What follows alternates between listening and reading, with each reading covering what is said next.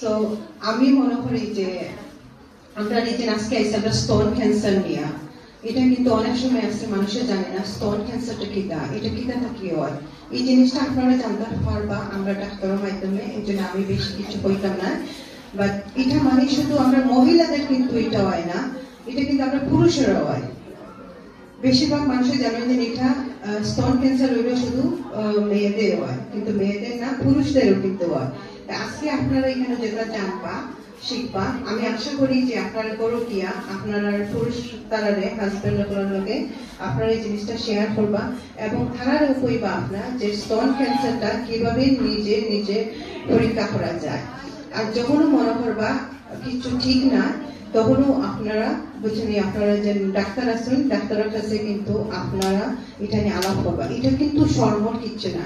আমরা অনেক সময় এটা নিয়ে মাতলেও অনেক সময় মানুষের মনে করেন আল্লাহ এত বেসরম, এটা নিয়ে মাতলেনি কোনো, এটা মাতিও না, নিরাই থাকো, কইও না।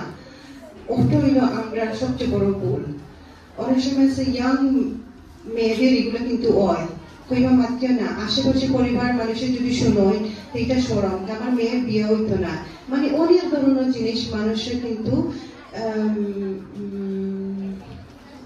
ফেস করেন, ফিল করেন, ফেস করেন। আচ্ছা ঠিক আছে, আমি আশা করি অনেকগুলো বাংলা ওয়ার্ড আসলে আমি ভুলে গেছি, আমি চেষ্টা করে মারতাম। ঢাকা থেকে আইসি আমরা মানে শুদ্ধ মাতিয়া, এখানে সিলেট মাতলাম, সবটা মিক্স হয়ে যায়। বাট আমি আশা করি আপনারা আমার মাত বুঝতে পারলাম। তো এই জন্য আমি মনে করি যে সবচেয়ে ইম্পর্টেন্ট হইল যে আমরা আর্লি ইয়াং উইমেন্স যারা আসো আমরা, আমি ব্যাকে পিছে দিয়ে আমি দেখা পারলাম ইয়াং উইমেন্স হল তোমরা কিন্তু খুব লক্ষ্য করি এই জিনিসটা দেখায়, বুঝছেন? স্তন ক্যান্সার হইল খুব ইম্পর্টেন্ট, আর এটা কিন্তু সবার ব্যাপার না। মা বোনদের আমি কইলাম মা গুলো যদি জানো মেয়েদেরকে আপনারা প্লিজ আপনারা কয়দিন বাদে বাদে জিজ্ঞাসা করবা যে তোমরা ঠিক আছে নেই, সুস্থ আছে নেই।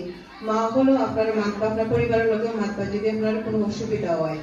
তো এটা আমি আমার সম্বন্ধে অনেক কিছু কইতাম।